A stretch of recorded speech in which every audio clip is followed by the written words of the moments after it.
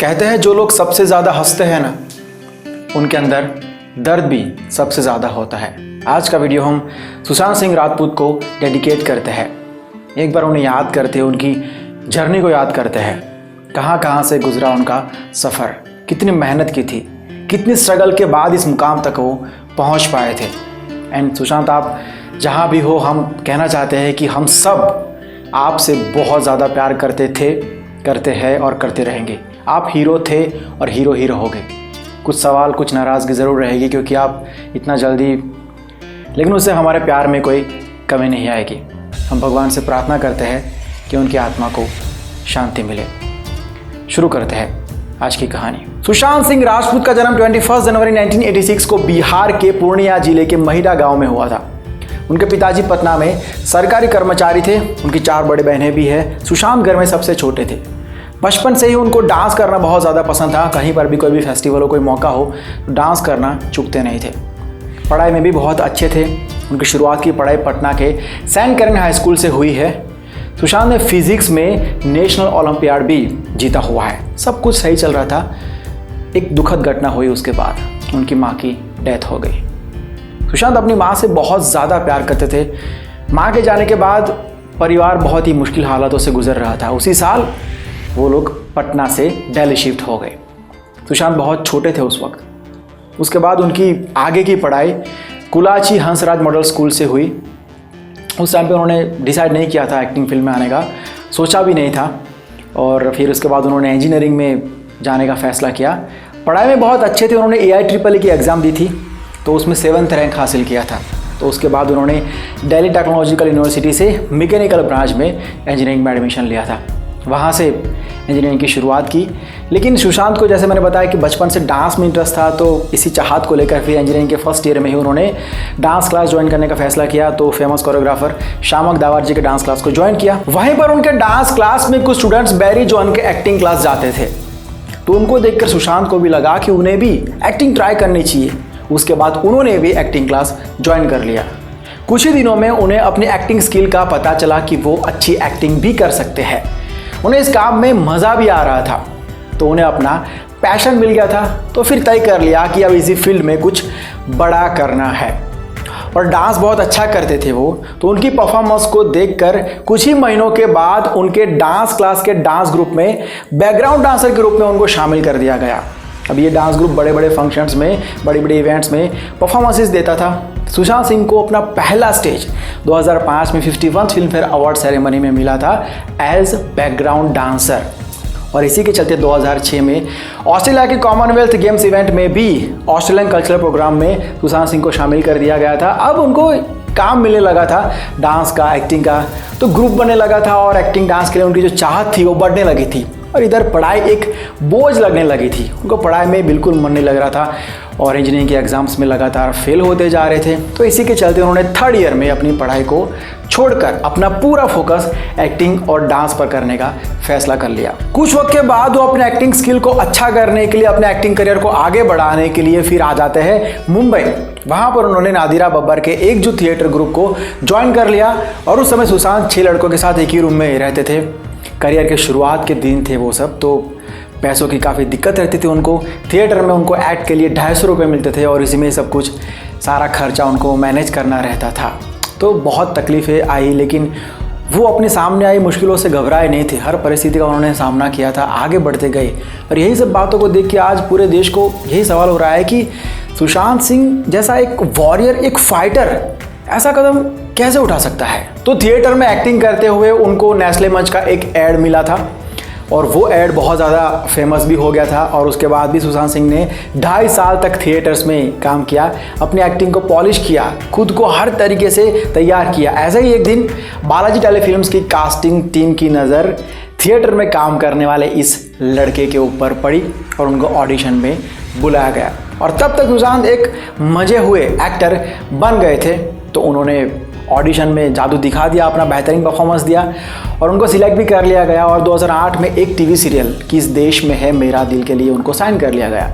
इसमें सुशांत सिंह को प्रीत ललित जुनेजा नाम का एक किरदार मिला था और इस तरह सुशांत सिंह ने टीवी पर एक्टिंग करियर की शुरुआत कर दी थी। लेकिन इस सीरियल के अंदर इस किरदार को बहुत जल्दी मार दिया गया था। वहाँ से उनको थोड़ी बहुत पहचान ज़रूर मिल गई थी, लोग जानने लगे थे नाम से। उसके बाद एकता कपूर का एक और शो पवित्र रिश्ता शुरू होने वाला था। तो एकता कपूर और उनकी टीम ने चैनल को बड़ी मुश्किल से कन्विंस किया था कि हम हमारी एक सीरियल में सेकंड लीड करने वाले लड़के को पवित्र रिश्ता के अंदर लीड करवाना चाहते हैं। अब ये एक रिस्क था, लेकिन उन्होंने ये भरोसा दिया कि इस लड़के की स्माइल पूरा शो उठाने वाली, और ऐसा ही हुआ। 2009 में पवित्र रिश्ता के लिए सुशांत सिंह राजपूत को मानव देशमुख के किरदार के लिए फाइनल कर दिया गया और उनके पैर में थी अंकिता लोखंडे। इस जोड़ी ने छोटे पर्दे के ऊपर करोड़ों दिल जीत लिए थे। सुशांत सिंह का फैन फॉलोइंग बहुत ज़्यादा बढ़ गया था। हिंदुस्तान के हर घर में उन्हें लोग मानव के नाम से पहचानने लगे थे और इस शो के लिए उन्हें बेस्ट एक्टर का अवार्ड भी दिया गया था। इसके बाद 2010 में ज़रा नच के दिखा सीज़न 2 में भी सुशांत ने मस्त कलंदर बॉयज़ की टीम की तरफ से अपना परफॉर्मेंस दिया था और उसके बाद भी झलक दिखला जा सीज़न 4 में भी सुशांत सिंह ने अपने डांस मूव्स के लिए मोस्ट कंसिस्टेंट परफॉर्मर का अवार्ड भी जीता था। यहाँ उन्होंने अपनी डांसिंग टैलेंट को भी दुनिया के सामने खुल के रखा था। उसके बाद सुशांत अपने आप को एक बॉलीवुड स्टार के रूप में देखना चाहते थे। इसके लिए उन्होंने पवित्र रिश्ता सीरियल को छोड़कर फिल्म्स पर फोकस करने का फैसला किया, लेकिन पवित्र रिश्ता बहुत ही हिट शो था और ऐसे शो को छोड़ने का फैसला बहुत ही रिस्की साबित हो सकता, लेकिन फिर भी उन्होंने ये रिस्क लिया और उन्होंने फ़ौरन जाकर फिल्म मेकिंग का कोर्स किया। फिल्म्स के हर पहलू को सीखा, समझा, खुद को एक नए मुकाम के लिए, नए टारगेट के लिए तैयार किया। उसके बाद सुशांत को जब पता चला कि अभिषेक कपूर अपने आने वाली एक फिल्म के लिए ऑडिशंस ले रहे, कलाकारों की तलाश कर रहे, तो उन्होंने भी जाके ऑडिशन दिया। अब उनका परफॉर्मेंस तो सॉलिड होने ही वाला था, क्योंकि उन्होंने कोई भी काम बिना प्रिपरेशन के नहीं किया है। हर मोड पर खुद को पहले प्रिपेयर किया, तैयार किया, उसके बाद ही वो काम शुरू किया था। तो उनके परफॉर्मेंस को देखकर फाइनली उनको इस फिल्म के लिए सिलेक्ट कर लिया गया, लीड ऑफर किया गया। फिल्म का नाम काय पो छे, डायरेक्टर थे अभिषेक कपूर। तो ऐसे शुरुआत हुई सुशांत सिंह के बॉलीवुड के सफ़र की और उनकी पहली फिल्म सुपर डुपर हिट हुई। पहली फिल्म से ही ऑडियंस ने उन्हें अपने नए स्टार के रूप में एक्सेप्ट कर लिया था, दिल से एक्सेप्ट कर लिया था। एक समय ऐसा भी था कि सुशांत का कोई फिल्मी बैकग्राउंड ना होने के कारण उनके साथ कोई एक्ट्रेस काम नहीं करना चाहती थी जिसका नाम हो गया हो, लेकिन काय पो छे की सफलता के बाद लोगों का नज़रिया बदल गया। अब हर एक्ट्रेस, हर डायरेक्टर उनके साथ काम करना चाहता था। और इसी साल मनीष शर्मा की फिल्म शुद्ध देशी रोमांस रिलीज हुई, जिसमें उनके साथ परिणीति चोपड़ा ने काम किया था। उसके बाद 2014 में राजकुमार हिरानी की फिल्म पीके मिली, जिसमें उन्होंने सरफराज यूसुफ नाम के किरदार को निभाया था और गजब निभाया था।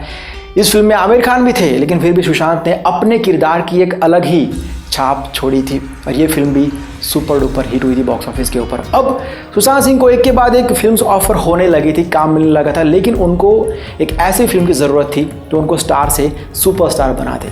और अगर कोई इतनी शिद्दत से हर मुकाम पर खुद को प्रूव करते हुए आगे बढ़े तो उसका सपना कैसे पूरा ना हो। वो बड़ी फिल्म भी उनको मिली। फिल्म का नाम धोनी द अनटोल्ड स्टोरी। सबको डर था कि धोनी को पोर्ट्रे कैसे किया जा सकता है। ऐसा भी नहीं लगना चाहिए कि मिमिक्री कर दी है, ऐसा भी नहीं लगना चाहिए कि आर्टिफिशियल एक्टिंग करके धोनी के किरदार को निभाने की कोशिश की गई है। उसके लिए रियल धोनी की हर एक छोटी से छोटी चीज़ को खुद में उतारना ज़रूरी था, जो बहुत ही मुश्किल काम था। सुशांत सिंह ने इस फिल्म में अपनी जान लगा दी थी। कई महीनों तक ग्राउंड में प्रैक्टिस की, धोनी को ऑब्जर्व किया, उनका वॉक टॉक, रिएक्शंस, बोलने का तरीका, हर एक चीज़ को समझा। जिस दिन ये फिल्म रिलीज़ हुई थी, किसी ने भी फिल्म में सुशांत सिंह को नहीं देखा, 100% धोनी को देखा और ये सुशांत की मेहनत का नतीजा था। फाइनली सुशांत सिंह बॉलीवुड के सुपरस्टार बन गए थे। और एक बड़ी अच्छी चीज़ मैंने कल पढ़ी थी कि जब हम धोनी फिल्म देखने गए थे तो धोनी के फ़ैन थे, धोनी की बायोपिक है ये सोच के देखने गए थे, लेकिन जब फिल्म देख के बाहर आए तब तक हम सुशांत सिंह राजपूत के फ़ैन हो गए थे। उसके बाद की उनकी फिल्म्स आप सबको पता है। आने वाली फिल्मों की बात करें तो दिल बेचारा, जो कास्टिंग डायरेक्टर मुकेश छाबड़ा जी ने डायरेक्ट की है। एक्चुअली ये फिल्म इसी मई में रिलीज़ होने वाली थी, लेकिन लॉकडाउन के चलते ये रिलीज़ नहीं हो पाई, लेकिन आएगी ज़रूर। और एक से एक बड़े प्रोजेक्ट थे एक्चुअली सुशांत सिंह के लिस्ट में। इसके अलावा बड़े बड़े डायरेक्टर्स अपनी स्क्रिप्ट को लेके सुशांत की एक हाँ का वेट कर रहे थे। कुछ लोग अपनी स्क्रिप्ट सुनाना चाहते थे, कुछ लोग अपनी फिल्म के लिए, स्क्रिप्ट के लिए सुशांत को मनाना चाहते थे। सुशांत सिंह इतने एम्बिशियस थे, उनके सपनों की लिस्ट बहुत ही बड़ी है, लेकिन मैं कुछ आपको बताता हूँ। उनके सपने थे कैसे प्लेन को उड़ाना है ये सीखना, आयरनमैन, ट्रायथलॉन के लिए ट्रेन होना, क्रिकेट में लेफ्ट हैंड से बैटिंग करना, देन मोर्स कोड सीखना, स्पेस के बारे में बच्चों को सिखाना, इसके लिए उनको हेल्प करना एजुकेशन के लिए, ब्लू होल में गोता लगाना, 1000 पेड़ उगाना, अपनी इंजीनियरिंग की कॉलेज में हॉस्टल में जाके शाम बिताना, बच्चों को नासा इसरो में वर्कशॉप के लिए भेजना, मदद करना, किताब लिखना, जंगल में 1 हफ्ता बिताना, डिज्नीलैंड जाना, 6 महीने के अंदर 6 पैक बना देना, घोड़े की सवारी करना, कम से कम 10 डांस फॉर्म सीखना, क्रिया योग सीखना, एक्टिव वॉल्केनो की तस्वीर खींचना, एंटार्क्टिका की विजिट करना, बहुत सारी चीज़ें, महिलाओं को सेल्फ डिफेंस सिखाना, गिटार बजाना, लैम्बोर्गिनी खरीदना, चैंपियन के साथ बैठकर चेस खेलना, उनके साथ टेनिस खेलना, क्रिकेट खेलना, ट्रेन में यूरोप की सफ़र करना, स्वामी विवेकानंद जी के ऊपर डॉक्यूमेंट्री बनाना, और भी बहुत सारे सपने हैं यार। मैं इनमें से बहुत सारे सपने उन्होंने पूरे कर लिए थे। आई एम फंबलिंग, मैं बोल नहीं पा रहा हूँ यार। और एक एक करके हो रहा था सब कुछ।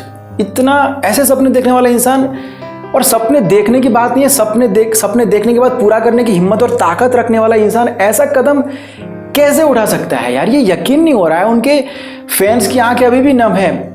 Even I couldn't sleep last night. उनकी नेक्स्ट इंस्टा पोस्ट का वेट करते रहते हैं उनके सभी फैंस की सुशांत अभी कुछ रखेगा, कुछ नया सिखाएगा, कुछ शेयर करेगा हमारे साथ। वो लोग कैसे मान ले कि हमारा हीरो इस दुनिया में अभी नहीं है।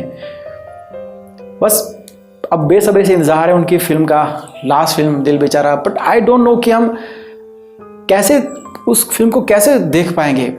मैं बड़ी मुश्किल से इस वीडियो को मैं नरेट कर पाया हूँ पूरी स्टोरी उनको, क्योंकि आई एम एक्चुअली बहुत ही बड़ा, मैं क्या बताऊँ यार। सो आई लव यू यार सुशांत। आप क्यों, मतलब यार गॉड ब्लेस यू यार, आप जहाँ पर भी हो खुश रहो।